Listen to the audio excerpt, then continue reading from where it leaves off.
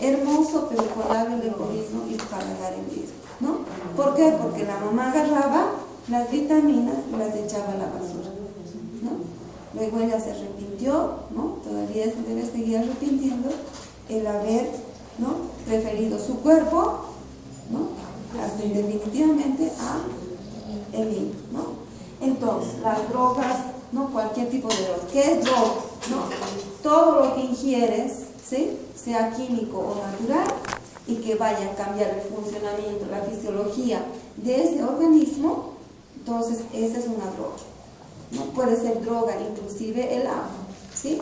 Puede darte una intoxicación hídrica si tú tomas mucha agua, ¿sí? Entonces todo en exceso y que vaya a cambiar el funcionamiento es droga. Entonces las drogas, el café, el alcohol, ¿qué más les puedo decir? La nicotina, ¿no es cierto? El cigarro, ¿sí? El cigarro puede causar desde una deficiencia respiratoria tipo 1, nicotina, el cigarro desde una SDR1 o 2, ¿sí?, insuficiencia respiratoria, o, ¿no?, hasta el cáncer de pulmón. Hay niños que nacen moraví, es porque la mamá, ¿no?, ha fumado demasiado o ha seguido fumando a pesar de que estaba embarazada, ¿no? Entonces, todo esto, que son miles de cosas, porque al final el sífilis también puede provocar en el niño una luz congénita. Apenas nace el bebé, se le van rompiendo sus huesitos, porque hay una incidencia, pero terrible, en el desarrollo óseo. Y entonces ese desarrollo óseo queda vulnerable y por lo tanto cuando nace el niño no hay, ¿no es cierto?, no hay esa fortaleza en sus huesitos, ¿sí? Y así, no sé, el herpes genital, por ejemplo, el momento del parto, el momento perinatal durante el parto, puede provocar daño en el niño, desde ceguera, sordera, etc. La falta de vacunas, ¿no? Los nacimientos, ahora se producen los nacimientos, se quiere volver al tema domiciliario, pero ese tener el parto domiciliario tiene que ser un parto supervisado, ¿no? Porque se ha visto también que haciendo el parto en los hospitales, en las clínicas, estos centros tienen estas bacterias y virus oportunistas que, ¿no es cierto?, pueden provocar también en el niño ciertas dificultades, ciertos problemas de contaminación, ¿no? Una vez el doctor de neonatología nos decía, ay, este bebé no ha sido nacido, no ha sido parido, decía, ¿no? Este bebé ha nacido, ¿no?, VIP. ¿Por qué? Porque la mamita había ido al baño y en esos movimientos peristálticos, ¿no?, ella tuvo al bebé y el bebé cayó al inodoro. Entonces ese pobre bebé fue contaminadísimo, ¿no? Entonces trabajamos mucho con estimulación temprana, con las psicólogas, todos trabajamos. Le dieron alimentación parenteral, salió, luchaba por su vida ese bebé. Era una mamá que vendía en el mercado. Después de 1 mes y medio, 2 meses, se le entregamos a la mamá, había recuperado peso, ¿no? Habíamos limpiado todo su cuerpito, ¿no? Llegó el niño a mejorar sus capacidades, etc. Y resulta que esta mamá lo lleva a su puesto, empieza a trabajar y le hace dar insolación, no lo cuida y el niño fallece. Después de que nosotros, internos, residentes, todos luchamos y el mismo niño luchaba por la vida, ¿no? Conseguíamos alimentación parenteral, conseguíamos leche materna, donantes de leche materna, etcétera, para que este niño pueda sobrevivir. Entonces son muchos otros factores que ustedes van a revisar en su cuaderno que van a ir a determinar el desarrollo de este niño, ¿no? ¿Y cómo? ¿Por qué para nosotros los psicólogos y para ustedes los médicos es importante y por sobre todo pensando en la psicología de ese niño? ¿Por qué? Porque ya desde el momento de la concepción a los 18 o 21 días encontramos que este niño no solamente va a tener la formación del tubo neural, sino que ya va a empezar a latir su corazón. yo soy luchadora de la vida, porque en 18, 21 días ya ese corazoncito empieza a latir. Cuando nosotros ni nos hemos enterado que estamos embarazadas, seguimos con el sabor, esa emoción que hemos tenido, o hasta, ¿no?, ese momento desagradable, ¿no?, o esa sensación de que, ay, me he equivocado en mi cuenta, ¿no es cierto? Entonces seguimos con eso. Entonces 18, 21 días ya late el corazón y ya, ¿no?, el tubo neural también se va formando. Después, a las 5 semanas, ya se van a dar las primeras conexiones nerviosas.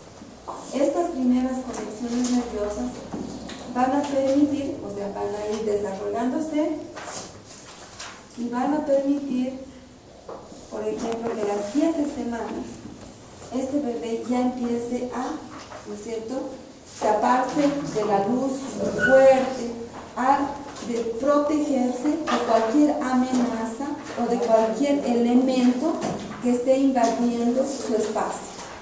Y entonces, por lo tanto, cuando él está en el vientre de la madre, ¿no es cierto?, este bebé es capaz de movilizarse, moverse hacia el fondo del saco uterino. ¿Por qué? Porque ya este bebé está sintiendo emociones, ¿no? Entonces, en las 7 semanas es capaz de responder a estímulos.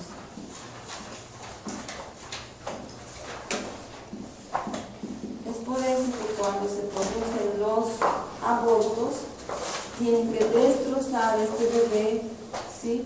Tienen que destrozar o tienen que, de alguna manera, provocan, ¿no?, la esterilidad de la madre, porque como este bebé se protege, entonces se va a ir al fondo del saco uterino, se va a movilizar.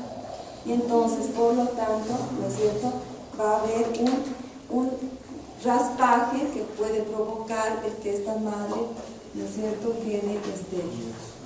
Recién tuve una paciente que sufre hasta ahora el hecho de haberse, ¿no?, las consecuencias de haberse realizado el aborto. Ella lamentablemente se enamoró de un hombre casado, ¿no?, se embarazó y alguien le dijo, va a ser maldito, ¿no? O sea, no va a ser bendecido, sino lo contrario, va a ser maldito tu bebé, háztelo sacar. Entonces él estaba, dice, con 4 meses de embarazo y se lo hizo sacar. Al tener el embarazo, me dice, al hacerse el aborto, lo único que me acuerdo es que cuando desperté, ¿no es cierto?, estaba yo tan arrepentida, y peor aún, allí fue, ¿no?, el principio de mi muerte en vida. Me dice, ¿por qué? Ahí me dijeron que tuvieron que sacarme el útero más, ¿no? ¿Por qué? Porque había tenido complicaciones, etc. Entonces, esa pobre señora no tiene sentido de vida, ¿no? Ella me dice, yo no sé para qué estoy trabajando, no tengo a nadie que me espere en la casa, ¿no?, al volver del trabajo. Seguramente un día ustedes la van a conocer, pero no van a saber cuál de ellas es, quién es él. Pero ella trabaja de taxista. Y ella me dice, no tiene sentido mi vida, ¿no? A partir de entonces, o sea, he muerto, ¿no? Entonces, se dan cuenta cómo esto, ¿no? El niño ya tiene 7 semanas y es capaz de responder a los estímulos. Si algún elemento, ¿no?,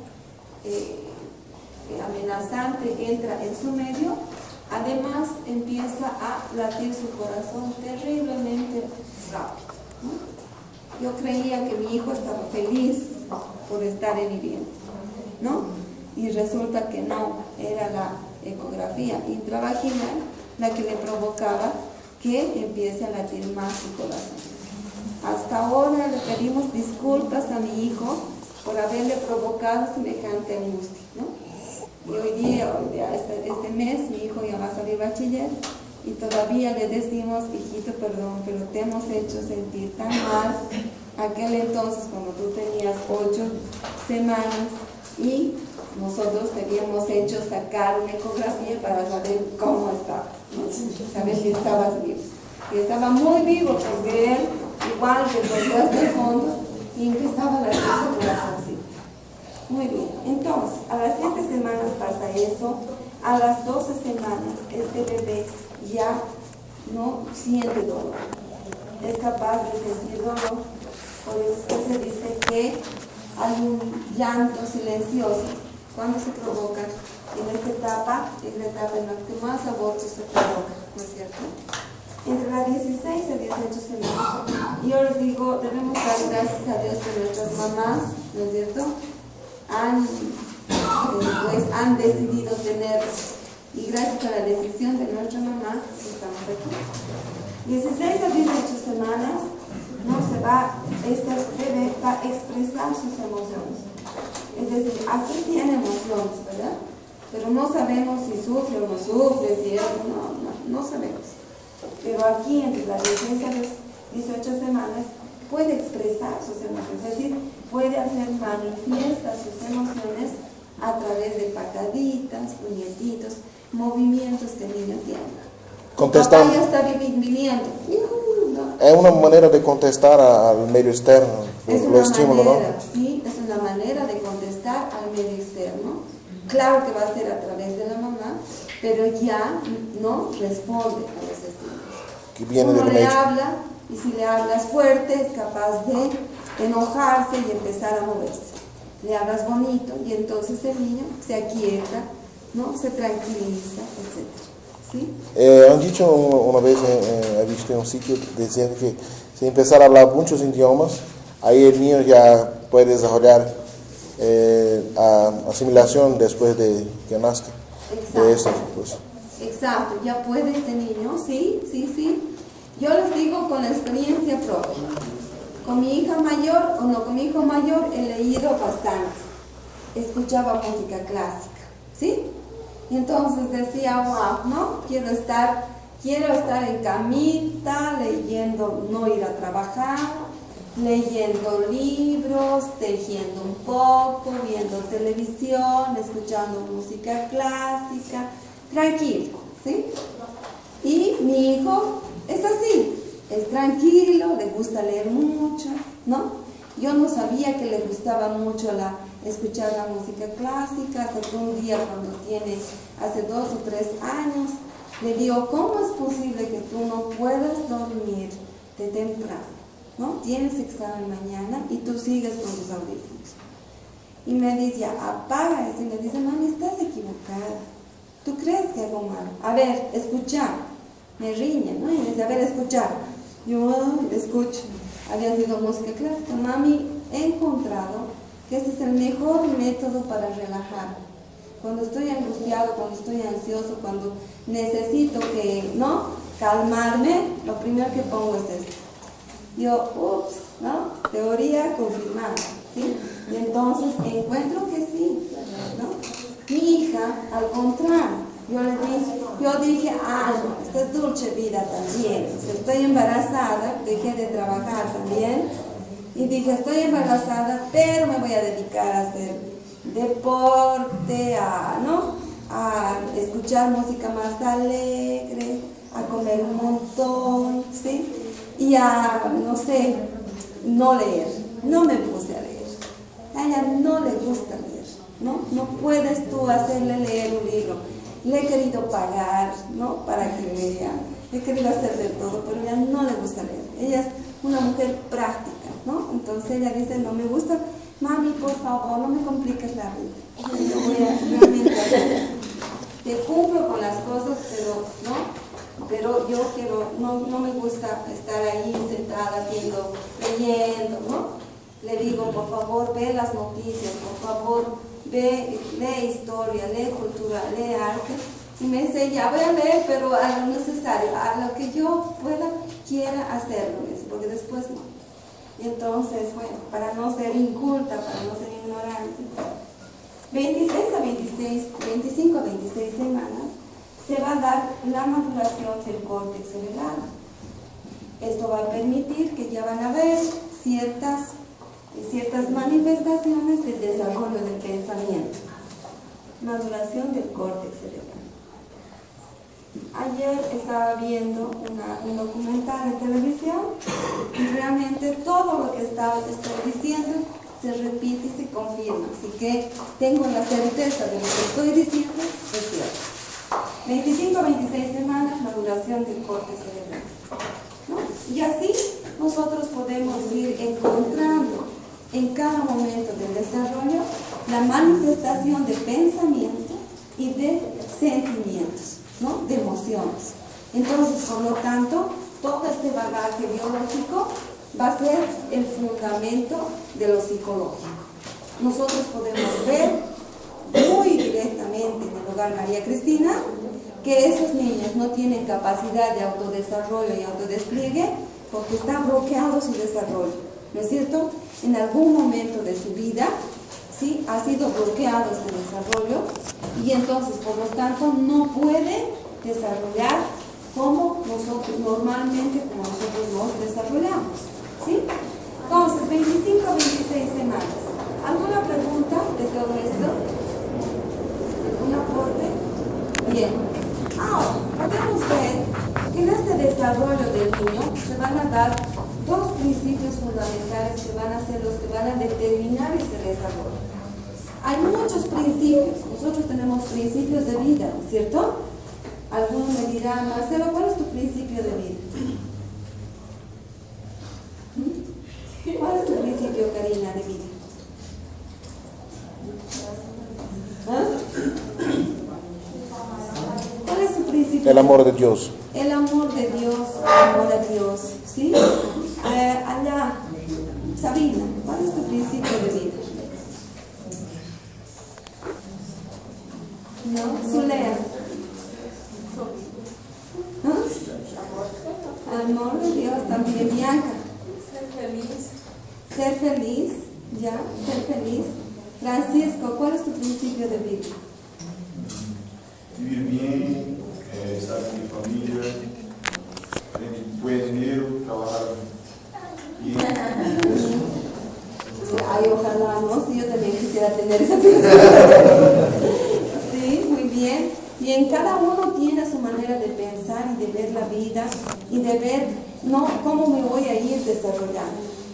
En este momento para ustedes un principio es el estudiar también y llegar a ser profesional, no ser un médico de vida o tal vez un médico que quiera servir simplemente, ¿sí? Entonces, los principios que van a determinar este desarrollo, los dos principios fundamentales, son el principio céfalo-caudal y el principio próximo-distal.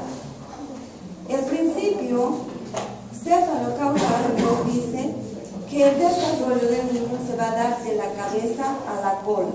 Por eso se llama céfalo-caudal. ¿Qué quiere decir esto? Que cabeza, ojos y cerebro va a ser lo primero que desarrolla, ¿sí? Por eso es que este niño parece un cabezoncito, ¿cierto? Hasta 5 años incluso de nacido, ¿sí? Uno dice, qué cabeza más grande, ¿no? Se parece a su papá, ¿no? Cabezón como su papá, ¿no? Igualito. Y entonces uno dice, ¿qué pasó? Tú lo vistes con traje y parece un hombrecito pequeño, ¿sí? Y entonces cabeza, ojos y cerebro. ¿Por qué es importante para nosotros? Porque justamente son estos, ¿no? Esto lo que nos interesa saber para ver si es que tiene un buen desarrollo. Cuando está la mamá dentro del embarazo y le hacemos la ecografía, lo primero que miden los médicos es el contorno cefálico, ¿no es cierto? Y entonces eso nos da cuenta de que ese niño está bien y su pronóstico es favorable, ¿sí? Nosotros hemos debido desarrollar súper bien, por eso estamos aquí, ¿cierto? ¿Verdad? Entonces, el principio céfalo-caudal, el principio próximo-distal. El principio próximo-distal nos dice que el crecimiento se va a dar de un eje central, ¿sí?, a los extremos. Es decir, que primero van a hacer movimientos torpes, es decir, primero va a mover los hombros y después recién va a mover los brazos y recién las manos y los dedos. hasta sus 5 años, incluso de recién nacido, ¿no? Nosotros no nacemos y escribimos directamente, no nacemos y caminamos directamente.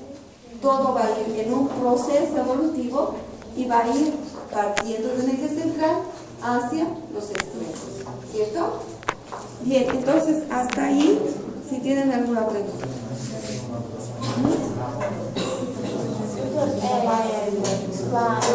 Hasta acá y luego conteniendo de paso. Vamos a ver un poquitín más, ¿ya? Un poquitito más. Bien, vamos a ver el ciclo vital y el desarrollo de la personalidad. Entonces estamos en el momento del embarazo. El embarazo dura de 36 a 40 semanas, ¿verdad? Entonces, entre 36 y 40. Si es que se produce prematurez, hay que estar atentos a su desarrollo también, porque esto puede provocar daños a nivel de su sistema nervioso. La falta de oxigenación de los pulmones, porque no han desarrollado, va a provocar daños en el cerebro, ¿no es cierto? Muchas veces, en algunos casos, puede hasta generar la anacefalía también, la niña por la falta de oxígeno. Por la falta de oxígeno, sí, puede generar un problema a nivel encefálico. Bien, entonces se va a dar el nacimiento y Otto Rank nos dice que todos pasamos por el trauma del nacimiento, ¿ya? Es pregunta de examen. Otto Rank nos dice que en el nacimiento se va a dar el primer trauma. Y este trauma psicológico, ¿no es cierto?, se llama trauma del nacimiento y nos dice que es la etapa en que se van a producir las primeras experiencias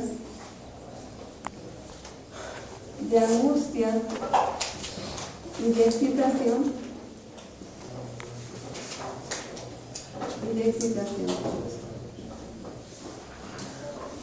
Las primeras experiencias de angustia y de excitación en el momento del nacimiento. En ese momento también pueden haber factores de riesgo, les decía, los factores perinatales o postnatales, ¿no?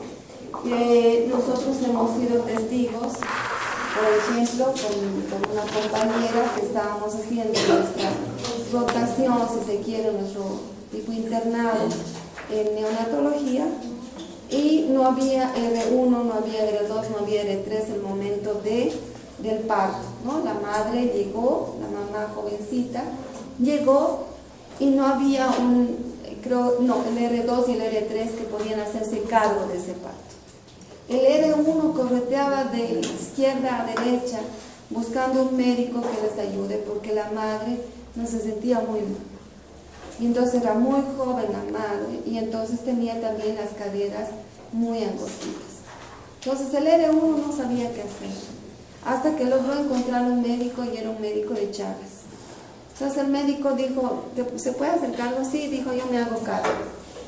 Pero este médico no tuvo el cuidado de que apenas nació, cuando él atendió el parto, dejó al bebé sobre una mesa, ¿no? Al dejarlo sobre la mesa sin ningún cuidado, el bebé se volcó y se cayó. Entonces, esa caída provocó el sufrimiento fetal de ese niño, o sea, el sufrimiento, ¿no? Y la parálisis cerebral en ese niño.